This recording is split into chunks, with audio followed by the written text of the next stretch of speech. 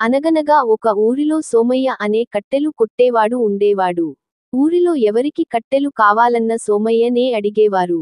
సోమయ్యకి ఇద్దరు పిల్లలు చిట్టి మరియు బంటు భార్య లక్ష్మమ్మ.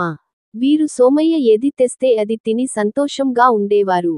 ఒక రోజు ఊరి పెద్ద వచ్చి తనకు కట్టెలు కావాలని అడుగుతాడు. సోమయ్య సరే అని ఒప్పుకుంటాడు. పిల్లలు బయట ఆదుకుంటూ ఉంటాడు. సోమయ్య కట్టెలు కొట్టడానికి అడవికి బయలుదేరుతాడు. అడవికి చేరి సోమయ్య కట్టెలు కొట్టడంలో నిమగ్నమవుతాడు. అలా కొడుతూ ఉండగా చేతిలో గొడ్డలి ఎగిరి పక్కనే ఉన్న కాలువలో పడిపోయింది. సోమయ్యకి ఏం చెయ్యాలో తోచదు. పెద్దాయన దగ్గర మాట పోతుందేమో అని బాధపడ్డాడు. అప్పుడు ఆకాశంలో నుండి ఒక మెరుపులా ఒక దేవత దిగుతుంది.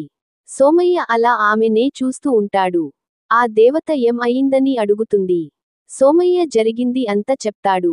ఆ దేవత తన చేతిలో ఉన్న మాయాజాలాన్ని ఉపయోగించి ఆ కాలువలో నుండి ఒక బంగారు గొడ్డలి తీస్తుంది. ఇదేనా నీ గొడ్డలి అని అడుగుతుంది. ఇది కాదు, అది తుప్పు పట్టి ఉంటుంది అని అంటాడు. మళ్ళీ ఆ దేవత కాలువలో నుండి వెండి గొడ్డలి తీస్తుంది. ఇదేనా అని మళ్ళీ అడుగుతుంది.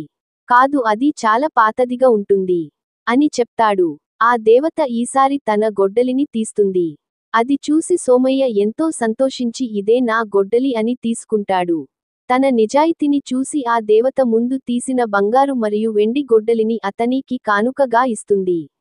అది చూసి సోమయ్య ఎంత సంతోషించి తీసుకుంటాడు. అడవిలో జరిగిందంతా తన భార్య పిల్లలకి చెప్తాడు.